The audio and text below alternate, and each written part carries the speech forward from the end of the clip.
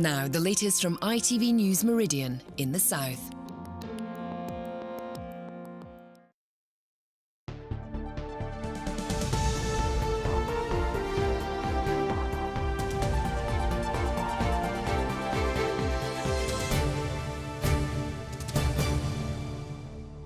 Good evening, welcome to ITV News Meridian. Tonight's headlines here in the south. A terrifying robbery at knife point. How this shopkeeper fought off armed robbers with a jar of dog biscuits and a ball of string. A target for people smugglers. The crime gangs focusing on ports and harbours on the south coast. Cracking up, people are warned to stay away as a giant crack appears at a Dorset beauty spot. And cock-a-doodle-doo, the plucky bird that's left its perch to play guitar.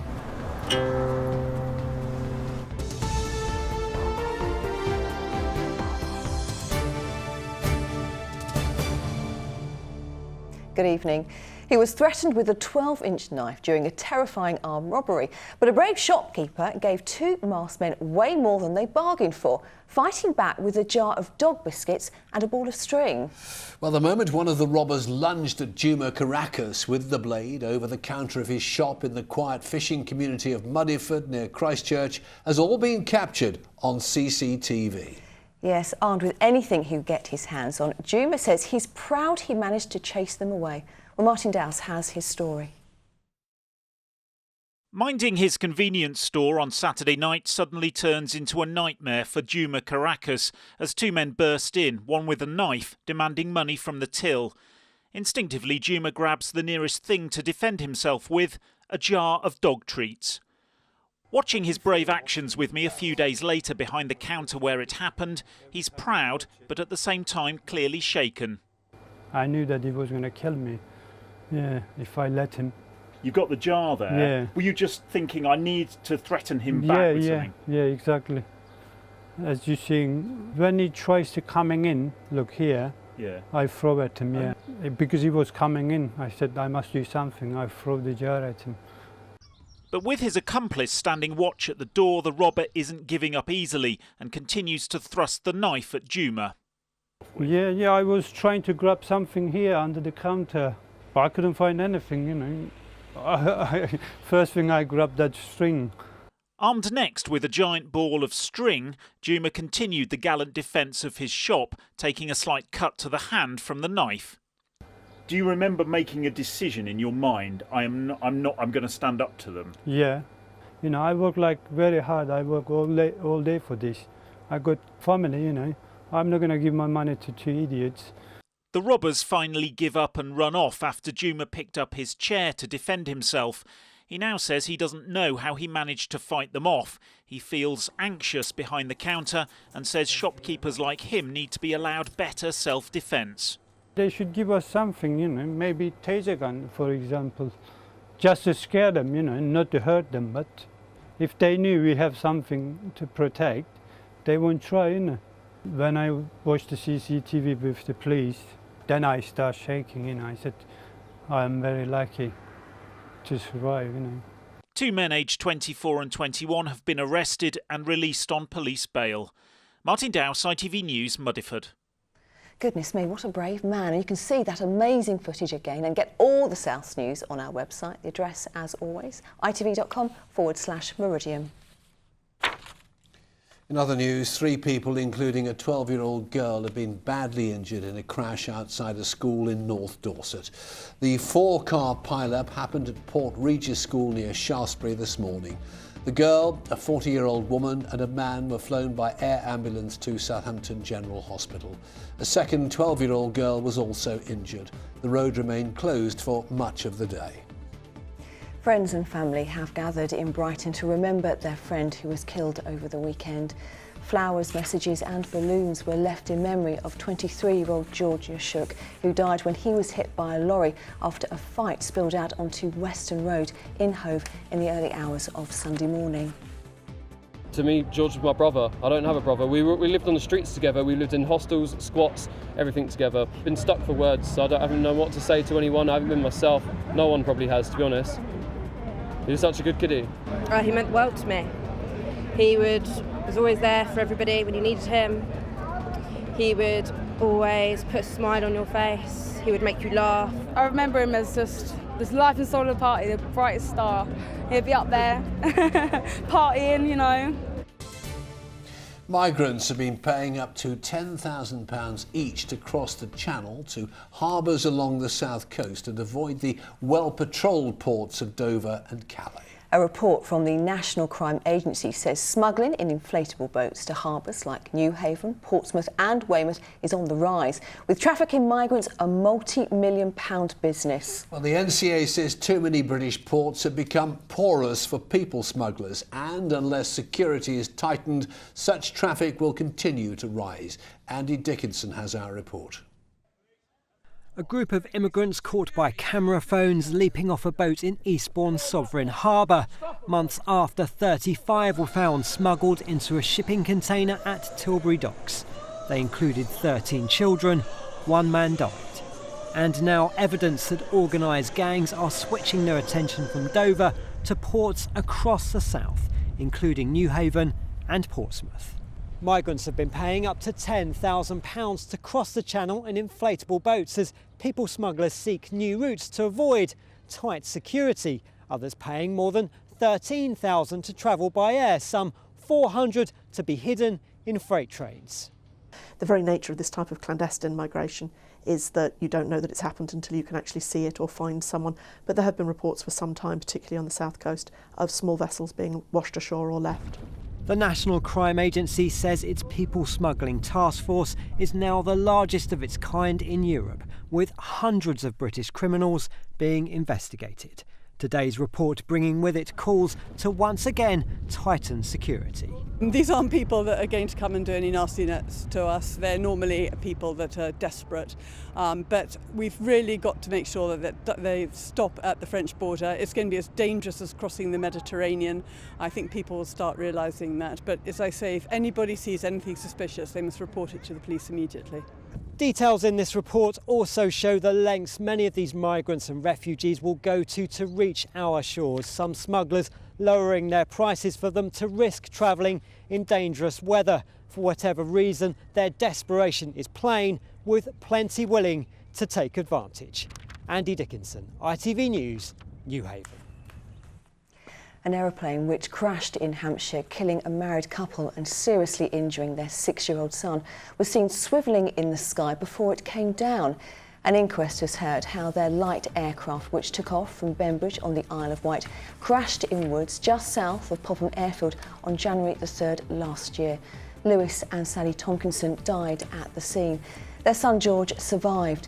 A witness told the inquest at Basingstoke today that the plane was seen turning like it was performing an aerobatic display as it stalled in poor weather. The coroner recorded a narrative verdict. Red Funnel says the refusal of multi-million-pound plans to rebuild and expand the ferry terminal at East Cowes is a missed opportunity. Well, last night, councillors turned down the proposal, which was part of an East Cowes regeneration scheme. If approved, several homes along Dover Road would have needed to be demolished, as well as some industrial units. The company says plans for a new ferry terminal in Southampton are now at risk. It makes no sense for us to have a large terminal in Southampton and a constrained terminal in East Cowes. If we don't think that we can resolve the issues here in East Cowes, then we will have to consider downscaling the size of the terminal in Southampton. Well, you are watching ITV News in the Meridian region. We're very glad you're with us this evening. Coming up, plenty to come. Simon will be here with the weather, and what a glorious day it's been. What do you reckon the temperature was? It's got to have been in the 60s. It was absolutely lovely out there. I almost got the Speedos out. Really? Thankfully, I missed that. Thankfully for everybody, I didn't. Thankfully. Also tonight, Captain Cameron. Campaigners for Heathrow expansion pilot their own cartoon character of the Prime Minister. Well, of course, for more on all of our stories, do head to our website. The address, as always, itv.com/Meridian. Any views or news you have, why not give us a call? The number, as always, 0808 1010 095. You can also get in touch with us via Facebook. If you prefer, why not send us a tweet?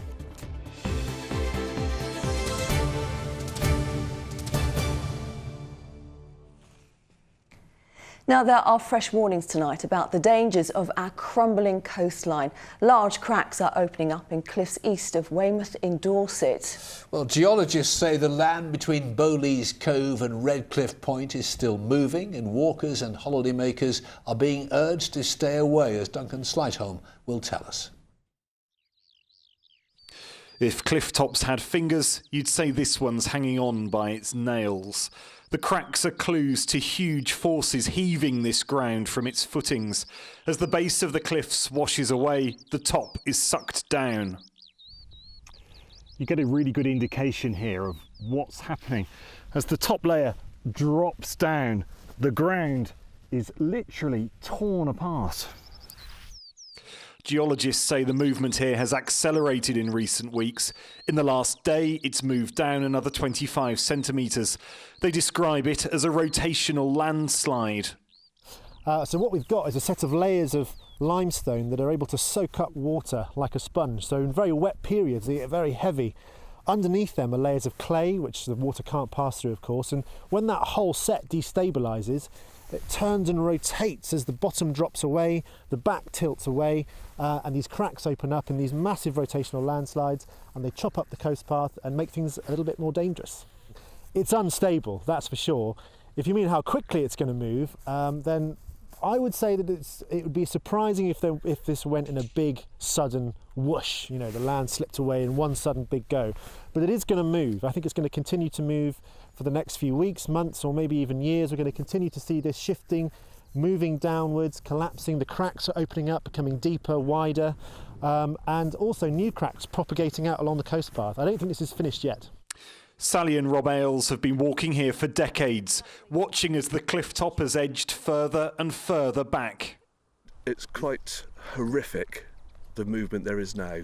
Never, ever have I seen this type of movement. And where we used to have picnics just behind you with our girls years ago. The other side of the fence. Yeah, well, what's the other side of the fence? So, you know, you don't go there now. It's just not safe. As the ground opens, cracks appear, not always visible in the grass, but big enough to eat an ankle and break a bone. The Coast Guard warns to take care when you enjoy this beautiful coast. Duncan Slightholme, ITV News, Weymouth. The main campaign group backing a third Heathrow runway today unveiled its new mascot, Captain Cameron. Back Heathrow says it's determined to keep the debate over the £17 billion scheme in the headlines, while the politicians have other topics like the EU on their minds. The group went to Westminster to launch its campaign today. Gatwick, of course, battling for its second runway, has also been commenting about why expansion should be in Sussex. Well, here's our transport correspondent, Mike Pearce. Welcome to the latest photo opportunity in support of a third runway. Captain Cameron and First Officer Osborne are at the centre of a new campaign to back the £17 billion development. And the message was familiar. We just want an end to the delays and uncertainty and to get on with it, really. But the critics would say environmentally it's not friendly. There should be this delay to allow the time to investigate all that. Well, the Airports Commission factored in issues like noise and pollution and concluded that Heathrow could expand within environmental limits. But is the pro-Heathrow campaign facing a bit of a problem? According to reports, David Captain Cameron is considering offering Boris Johnson a more prominent job in government. And he, of course, is massively against expansion. Well, I worked for Heathrow for 35 years, and I'm very passionate about Heathrow because we do need it. And the Airport Commission has said, yes, we're a go. So why is there a delay? Demand figures tell you no other airport in the south is full to capacity. It's only Heathrow. At the moment we've got planes circulating. It's up to where the world market wants to come. We have to meet that demand. Meanwhile, Gatwick is stepping up its campaign for a second runway. With dozens of new routes this summer, the airports say they're running out of space. And guess what they want? Our biggest challenge is going to be one of capacity. How can we offer passengers choice and across the London system if we don't have the capacity? And that's why we need a second runway here at Gatwick to offer and make sure passengers get what they want. A final decision on a new runway for either Heathrow or Gatwick is not expected for some time, certainly not before the EU referendum on the 23rd of June. It could still go either way, and that's why all sides are keeping up the pressure. Mike Pearce, ITV News, Westminster. Well, this summer marks the centenary of the Battle of the Somme, and there'll be events taking place right across our region to remember those who died. Among them, one soldier who regularly wrote home to his family about life on the Western Front. His letters are now the inspiration behind a new art exhibition at the National Archives, created by his great niece, an artist from Brighton. Well, Lauren Hall has been to find out more. Clambering out of the trenches into one of the bloodiest battles in history. Barney Grew was just one of those who served at the Battle of the Somme. His story is now the focus of a contemporary art exhibition, bringing together an extraordinary collection of letters and postcards which he sent home during the First World War. We're very used to lots of pictures of young men and soldiers, and they've become really part of our culture, if you like. And what I've tried to do in this particular project is focus on the individual. Sarah studied art at Brighton Polytechnic and has always been fascinated with her great-uncle's story. In this exhibition, she's combined his letters with her artwork. It also includes some of his own art, sketches of people and places. Barney wrote every day to different family members. The letters were really a bit like modern-day tweets, where he was really trying to reinforce his sense of mortality and the fact that he was still alive. When his letters stopped, Barney's family, like so many others, made a desperate appeal for information. Here we see one of his final letters. In it he writes, "The chaps told me I was a fool to write home so often. It's fortunate for us that he didn't think so." I think he was seeing something very historic. And so that's partly why we've been able to have this amazing collection. It's because he knew that that would be important one day, but of course he never came home to see it. Barney Grew stopped writing home after the Battle of the Somme. He was one of thousands of men killed on the first day. Now, 100 years on, his story is being shared for the first time. Through his letters, he's left a lasting legacy. Lauren Hall, ITV News. Well, in football, of course, a pretty good season so far for most of our teams. Not quite so good, though, for Reading. And indeed, Chris Maud, a story of a right royal bust-up. Yeah, absolutely, Fred. As you say, it's been disappointing, really, for the Royals this season.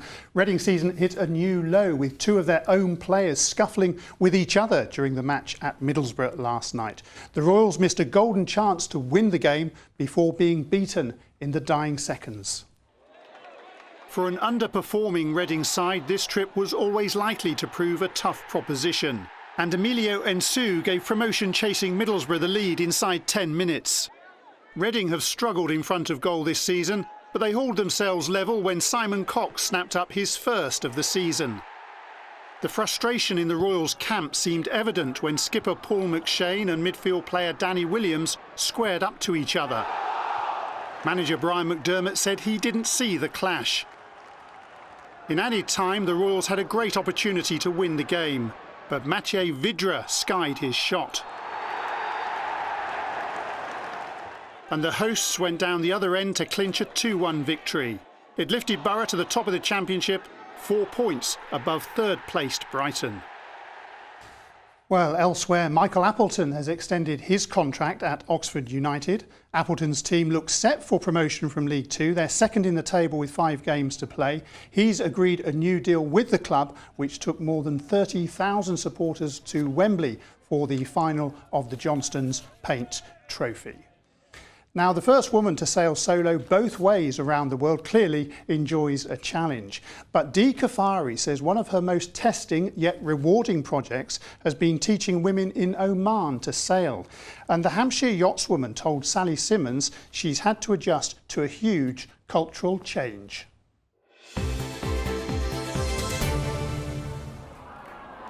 ITV Meridian Sports Report, sponsored by WeWantAnyCar.com, the Cash for Cars website. Hands on the tiller, Ibtisam Al Salmi is in charge as 9 teams battle it out on the start line of the EFG Sailing Arabia Tour. Ibtisam is like tiny, helming a Far 30 on the start line with all these rock stars around her from all over the world. And it's just fantastic to see her light up and take that ownership. When we start for first days, I was a bit nervous and, to line up with high professional sailors. But by the end of the days and by the end of the race, it was better. On shore, Dee tells me Ipsy's progress since the Oman Sailing Women's Programme started 4 years ago is a joy to see. The fact that she's afloat at all shows the massive sea change for females in Oman. In 1970, no women went to school. It was 2008 before women could own land. Now they're driving racing yachts. Historically, the men go fishing, the men go sailing, and the women never do that.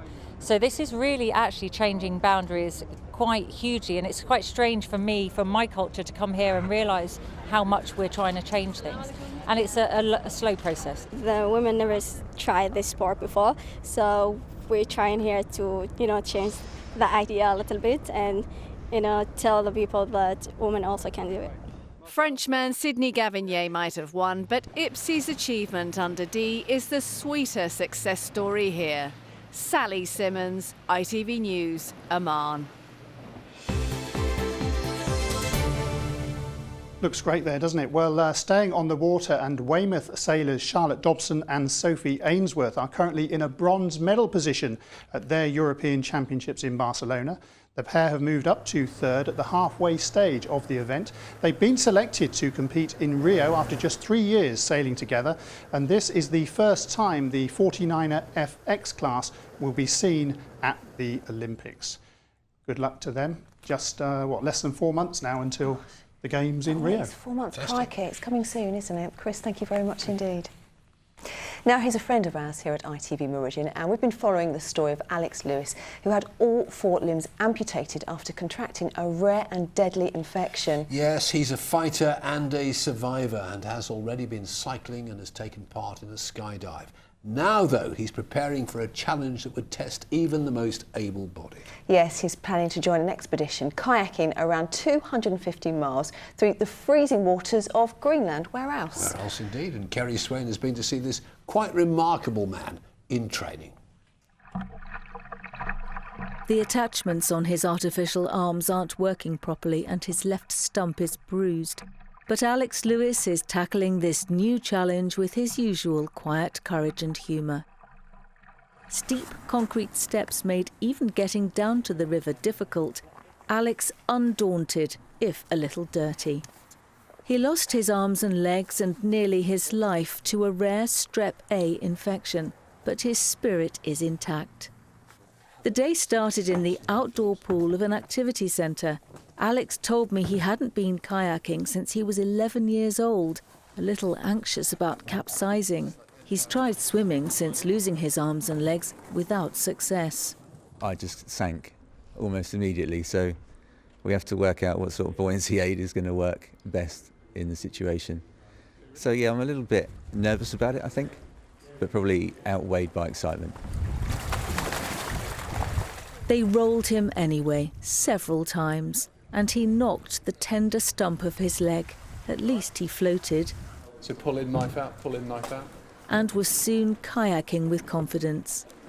This was the first day of training for an expedition to Greenland later this year.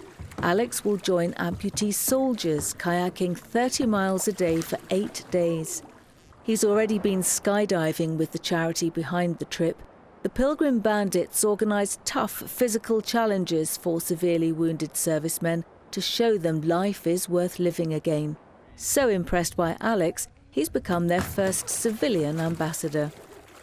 Got no limbs, but you're willing to push yourself beyond normal boundaries, which normal people struggle with, let alone, quad amputees. Out on the river, Alex proves his endurance, but there are technical problems.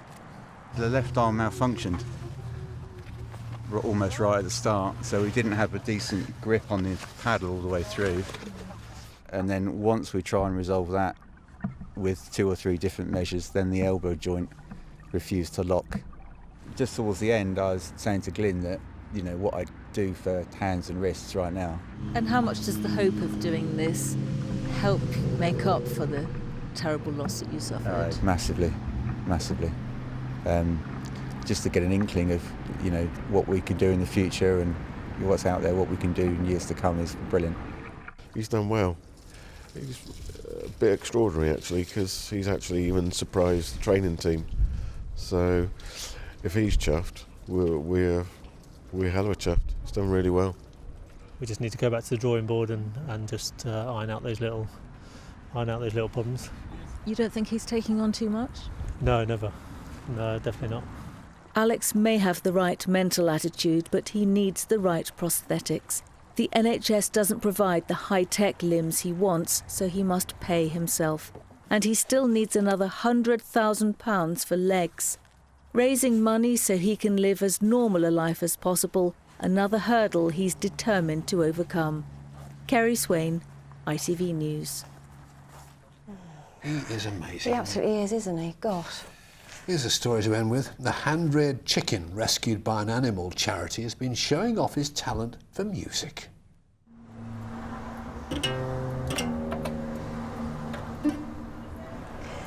Yes, Cooper the cockerel plays the guitar when he goes to work with charity shop worker Wendy Jarvis, who now cares for him. Yes, she discovered his talent on a quiet day in the shop, but the guitar is not the only instrument Cooper, who's named after the rocker Alice Cooper, can turn his beak to. He's got a little child's xylophone with a little keyboard as well that he will play, and he likes the drum, but someone sold it, so he hasn't got a drum anymore. People are amazed. He's been photographed and videoed. People often just come in just to see Cooper in the afternoons, just not to do shopping here, but just to see the chicken play his little guitar.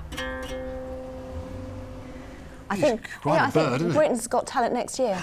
I think that could be a good contender. Now, someone who's a friend of the birds, our own Dr. Dolittle, Simon. When they said there's a rock chick on the show, that's not what I was expecting. But birds busy at this time of year doing a bit of nest building. Some brilliant pictures have come in. Here's a lovely one from Bob Jacobs. That's a blue tit who, for a minute, I thought was wearing a bow tie. Here's a robin with a mouthful of nesting stuff in Southampton from Colin Lee. And, of course, it leads to the question, where do they build their nests? Yes. Well, Margaret Palmer in the New Forest has got one of those. That's a horsefly hat, which you use to keep the flies away from your horse's face. And inside, that's a robin's nest that's being built there. Robert Dearsley spotted a coot who'd moved into a tyre float. Could get a bit tricky when the waves are up. And here's a dove that, for the second year running, has set up home above Trevor Cridland's outside light in Tame. As he says, it's dry, secure and heated. But my favourite picture, I love this, Bill Simmons sent this in from Donna's Garden in Sussex. Who knew blue tits were caravans? And, of course, the reason why the birds are nesting is because the babies are coming soon, although Linda Holtby in Winchester has already spotted some for us. Meridian weather at ITV.com if you see any other interesting nests in interesting places. Don't annoy the birds, but take a picture and send it to us. Lovely day. Can you keep it up? I'll try. You'll try. If you don't believe it, here he is, Simon Parkin.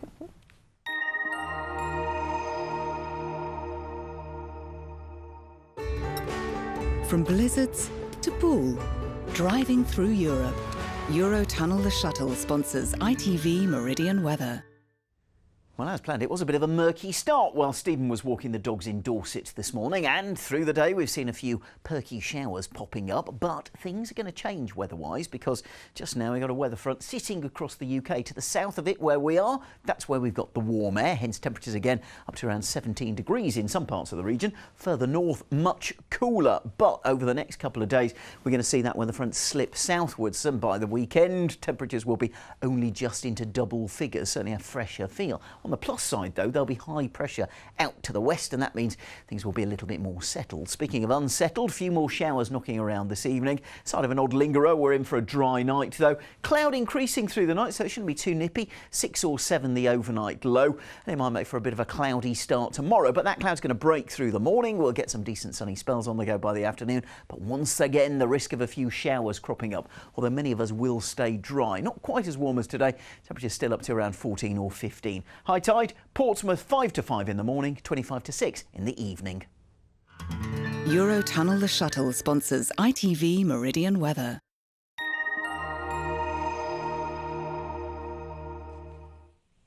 Well, in just a moment, the ITV Evening News with Mark Austin and Charlene White. Rachel Hepworth has got our late news, so try and join her if you can. But for now, from the team here at ITV Meridian, thank you as always very much indeed for watching. Take care, join us soon.